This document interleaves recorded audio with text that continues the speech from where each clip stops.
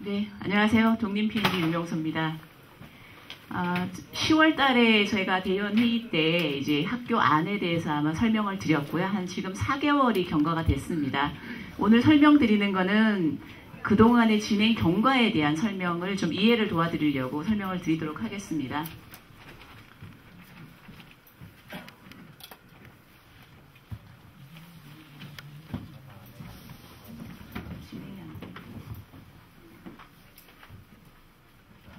네, 다음 페이지. 네, 고맙습니다. 이 계획안이 저희가 대의원 회의 때 여러분한테 보여드려서 의결을 했던 도면 해당이 됩니다. 그 당시에 했던 것이 도덕초등학교 아래에다가 중학교를 이제 확보를 하겠습니다라고 하는 것으로 보고를 드렸고요. 그 안에 대해서 의결을 해주셨습니다. 그래서 요걸 근간으로 이제 광명시청에다가 작년 12월 달에 토지용 계획을 수립을 해서 제출을 했습니다. 근데 이게 지금 학교를 중학교 하나를 확보하겠습니다라고 하기 이전에 어떤 과정들이 있었냐면 저희가 이제 정비계획을 과거에 이제 세대수 변경 없이 정비계획 변경을 1차 했었고요. 그 다음에 저희가 세대수가 증가되면서 교육청에서는 이제 과도한 요구를 하니까 조합에서 어떤 협의를 교육청하고 했었냐면 우리가 늘어나는 학생에 대해서 기존에는 도덕초등학교에 요만큼 저희가 부지 제공하는 걸로 확보가 됐으니까 한 500세대 정도 저희가 증가하는 부분에 대해서만 학교를 추가로 확보하겠다라는 요구도 했고요. 그 부분에 대해서는 교육청에서는 단호하게 현재의 기준을 적용해야 된다라고 이렇게 주장을 한 거가 있고요. 그렇다고 하면 현재 우리가 살고 있는 학생들은 도덕초등학교든 광명중학교든 가기 때문에 재건축하면서 우리가 지금 2064세대보다 늘어나는 부분에 대해서만 그러면은 학교 확보를 하겠다라고 하는 협의도 했었는데 그 부분도 이제 3개 단지 모두 공의 주장을 했습니다만 이제 그 부분은 진행이 안 돼서 결론은 교육청에서 제일 시발이 된 것이 이제 7단지가 정비계획 변경을 할 때 3개 단지 모두 협의한 안을 가져와야 된다라는 이제 공문이 7단지에서 받으면서 본격적으로 이게 진행이 된 상태입니다. 저희가 정비계획 변경 접수를 할 때는 왜 했냐면은 교육청에서는 공식적인 입장이 뭐였냐면요. 안을 만들어서 제출을 해야 협의를 진행하겠다라고 한 것입니다.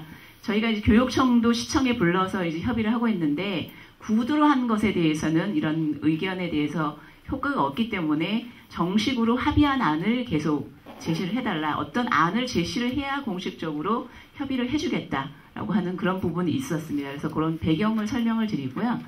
그래서 저희가 중학교로 여기에 12,000제곱미터를 이제 설치하는 것으로 했습니다.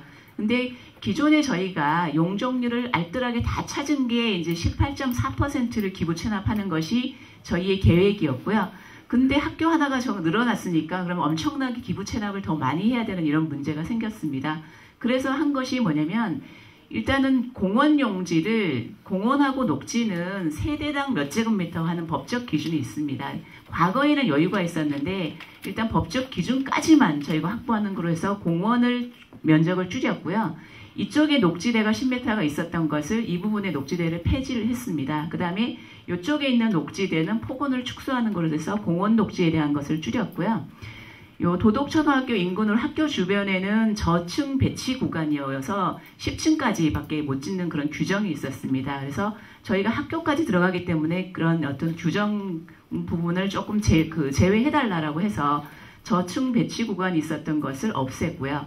공공보행 통로는 외부 사람들이 언제든지 다닐 수 있는 그런 보행로 개념인데 여기에 하나가 있었고요. 그 다음에 이렇게 또 결정이 되어 있었습니다. 그래서 그 부분에 대해서 요거 부분에 대해서는 저희가 유지를 하는데 이 부분까지 하다 보니까 배치가 원활하지 않다라고 해서 공공보행 통로를 폐지하는 것으로 했습니다.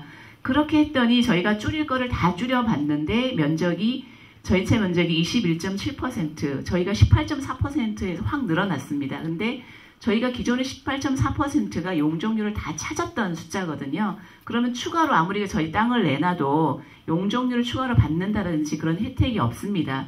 그래서 어떻게 했냐면 18.4% 기부 체납은 그대로 유지를 하고 그 이상에 대한 면적은 매각을 한다라는 원칙으로 해서 계획안을 접수를 했습니다.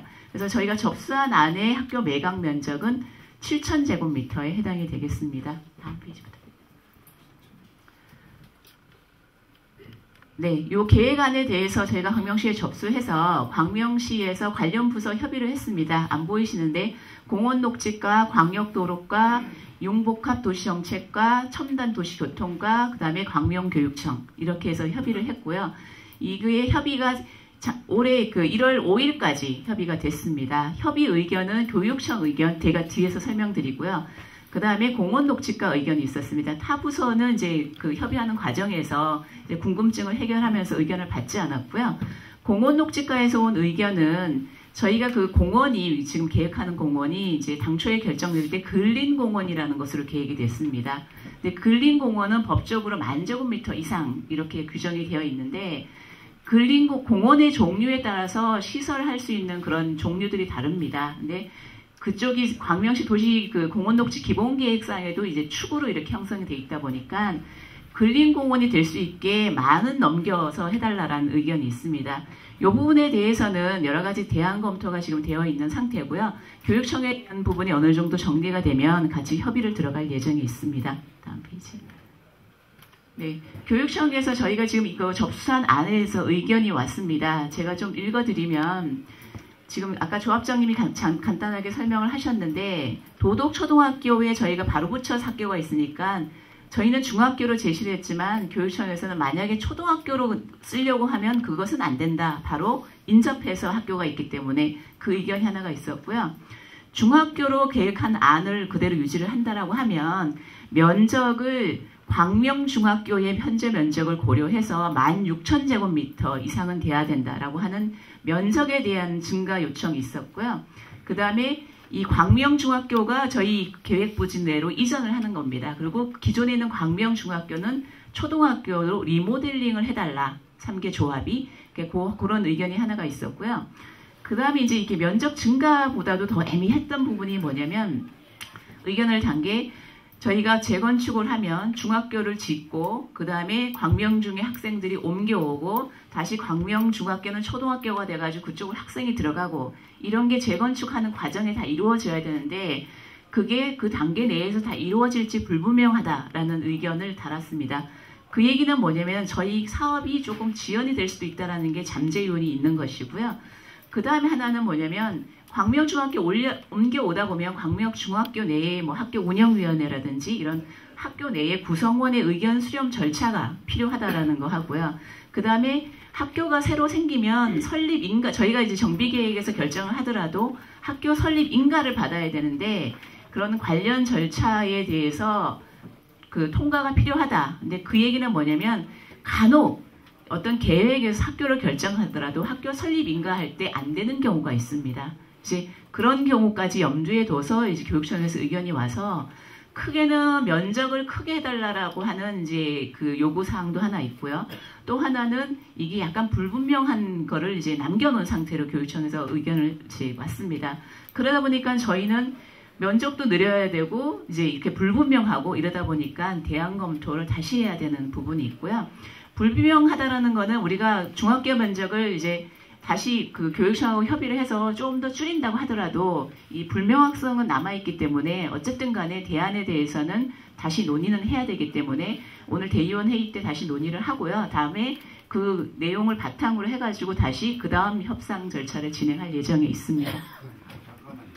네, 지금 그 앞에 제가 설명드리려고 했던 것은 뭐냐면 교육청에서 처음 의견을 제시한 거는 저희 단지 같은 경우는 초등학교가 40학급이 늘어난다. 뭐 중학교는 몇 학급 늘어난다. 그거를 3개 단지를 합치면 전에 대의원회의 때 제가 보고했던 것처럼 초등학교 하나, 중학교 하나, 유치원 하나 이거에 대한 의견을 먼저 줬었고요. 저희가 그 시청 주관해가지고 3개 단지를 협의를 하면서 현재는 학교 하나에 플러스 유치원에 대한 논의가 지금 이제 해서 그만큼까지 변화가 된 과정은 있습니다. 그래서 지금 학교 하나에 대한 건데 아무 여기 이제 그 대의원님들이 왜 우리 단지에 학교 꼭 확보해야 돼라는 의견 당연히 있으실 수 있으세요. 네, 그럼 참고로 제가 설명을 드리면 저희가 학급수 증가하는 게 3개 단지를 따지게 되면 60%를 조금 더 차지합니다. 그러니까 저희 그 학급수가 차지하는 게 그러면 면적도 예를 들면 60% 정도만 저희가 내놓으면 되는데 학교를 2개로 자를 수는 없는 거다 보니까 그러면 이제 저희 욕심 같아서는 뭐 7단지에다가 이거 학교 내 아니면 11단지에 내 이렇게 하면 좋은데 이제 현실적으로 저희가 60% 이상 학생이 증가되는데 다른 단지에서 학교 신설하는 건 현실적으로 어렵지 않습니까? 그러다 보니까 저희 단지의 학교라는 것을 이제 교육청에다가 제시를 하는 협의가 시작이 된 겁니다. 그래서 아까 제가 중학교 하나에서 교육청 의견이 우리가 12,000으로 제시했는데 16,000으로 늘려달라는 의견이 있는 거고요. 그것도 설립 인가라든지 이럴 때 좀 불명확하다라는 의견이 있기 때문에 이제 대안 검토를 해서 오늘 이제 설명을 드리고 그거에 대한 장단점에 대해서까지 설명을 드리도록 하겠습니다. 교육청에서 얘기한 대로 하게 되면 학교가 그 위치에 중학교가 있기는 합니다. 근데 요 정도 되는 학교였는데 이만큼이 지금 늘어났습니다. 여기에 보면 기반시설 면적이 24%로 증가가 됐습니다. 그래도 저희가 기부 체납하는 거는 18.4%가 유지가 되는 거고요. 학교 매각 면적이 확 늘어납니다. 그래서 매각하는 면적이 약 12,000제곱미터가 매각이 되는 그런 형태로 되는 것이고요. 그래서 이 부분에 대해서 뭐 조합 내부에서는 사업성 검토는 여러 가지 이제 검토를 진행하고 계신데 저희 조합에 특별하게 이대로라고 하면 유리할 것이 없다. 그러니까 다른 안도 검토를 해야 된다라고 해서 대안 검토를 한 것이고요. 첫 번째는 뭐냐면 중학교 하다 보니까 면적도 크고 하니까 그러면 초등학교 아까 그 조합장님이 교육청에서 제시하는 게 크게 두 가지였다. 중학교로 할 경우하고 초등학교로 할 경우 크게 두 가지를 제시했는데 그 안 중에 하나가 해당이 되겠습니다. 그러면 중학교로 하고는 광명중이 이전하고 면적을 늘리고 거기는 다시 초등학교로 하고 이런데 그러면 초등학교를 하게 되면 저희가 만약에 초등학교를 신설하게 되면 광명중의 부지가 늘어나든 증축을 하든 해서 12학급을 더 지어달라고 하는 것이 교육청의 의견인데 만약에 전자를 교육청이 제시한 1안이라고 하면 후자는 초등학교를 하는 것은 교육청이 제시한 2안입니다. 그래서 이 안은 교육청이 제시한 2안에 해당이 된다라고 보시면 되겠습니다. 그래서 7단지가 여기에 있는데요. 7단지 위에다가 저희가 초등학교 12,000제곱미터를 이제 제시하는 안에 해당이 되겠습니다. 그러니까 초등학교가 12,000인데 이것도 협의가 들어가면 면적에 대한 의견은 다시 받을 겁니다. 그렇지만 중학교에 비해서는 어쨌든 면적이 크게 요구하지는 않을 것이라고 판단을 하고 있습니다. 그래서 이 부분을 하게 되면 기반시설이 줄어듭니다. 오히려 20.6%로 줄어들고요. 그러다 보니까 기부체납은 어쨌든 모든 안이 18.4% 기부체납은 다 유지하는 것에 해당이 되다 보니까 학교 매각 면적이 4,700제곱미터에 해당이 되는 것이고요. 이 안에 장단점에 대하면 장점이라고 보면 교육청에서 얘기하는 두 가지 안 중에 한 가지에서 들어가는 거고 우리가 면적을 크게 늘리지 않고 저희가 원하는 세대수를 다 찾을 수 있다라고 하는 것이 장점에 해당이 되는 것이고요. 단점은 협의 어려움이 좀 있는 것입니다. 예를 들면 7단지가 남쪽에 있는데 학교는 학교보건법 이런 법에 보면 운동장이든 교실이든 빛이 들어오는 시간을 얼마 이상 확보해야 된다는 규정이 있습니다. 그러니까 1조량 뭐 이렇게 얘기를 하는데요. 여기 7단지가 높이가 높이 올라갈수록 영향을 받습니다. 그러면 7단지가 나중에 그 학교에 대한 그 영향 평가를 할 때 층수가 못 올라가는 그런 문제가 생겨서 현재 저희가 그 시청에서는 7단지 보고 여기에 학교가 들어가게 되면 어떤 영향이 있는지는 7단지에서 검토를 해라라고 해서 지시를 해놓은 상태에서 7단지도 그런 본인 조합의 영향을 지금 검토를 하고 있는데요. 만약에 이게 7단지가 뭐 높이를 확 낮춰야 된다거나 이제 이런 문제가 된다고 하면 협상을 잘 안 해주려고 하겠죠. 그래서 7단지는 그럼 우리는 여기까지가 7단지니까 우리 조금 피하고 뭐 저쪽에다 갖다 놔라 이런 의견을 얘기를 할 겁니다. 그래서 7단지에 대한 민원으로 조금 협상의 지연의 우려가 있을 수 있다라고 하는 것이 단점에 해당이 되는 것이고요. 그 다음에 뭐 단점이라고 굳이 얘기한다고 하면 이제 상가를 예를 들어서 뭐 어느 쪽이 좋은지는 저는 모르겠습니다. 만약에 상가를 이쪽에 배치하는 게 좋은데 학교 때문에 못 들어간다라고 하게 되면 그런 부분이 다소의 단점은 될 수 있을 것 같습니다. 나머지 부분에 대해서 계획은 저희가 줄일 수 있는 것은 다 줄이는 것으로 그렇게 검토를 했습니다. 마지막으로는 지금 이제 7단지가 만약에 지금 7단지 29층 정도로 계획을 하고 있다라고 하더라고요. 근데 저희가 7단지 위에다 학교를 뒀을 때 7단지가 사업을 못하게 되면 어차피 협상이 안 되는 거니까 그러면 이게 13단지 위쪽으로 저희가 학교하는 것을 이제 검토를 했습니다.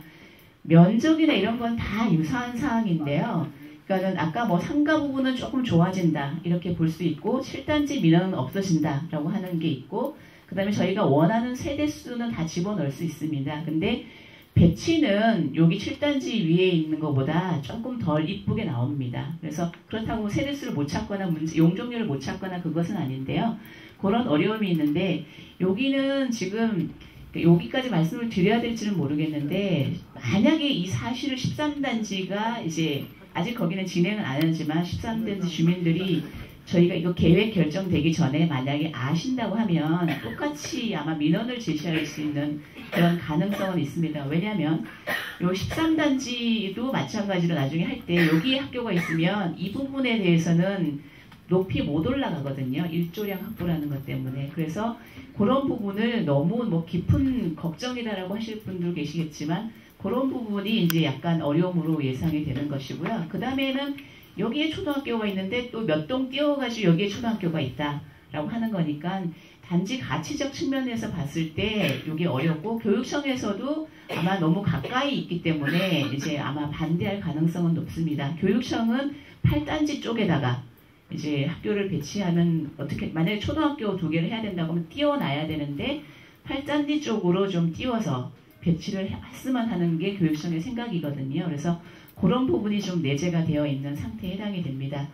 예, 여기까지가 이제 계획 안에 해당이 됩니다.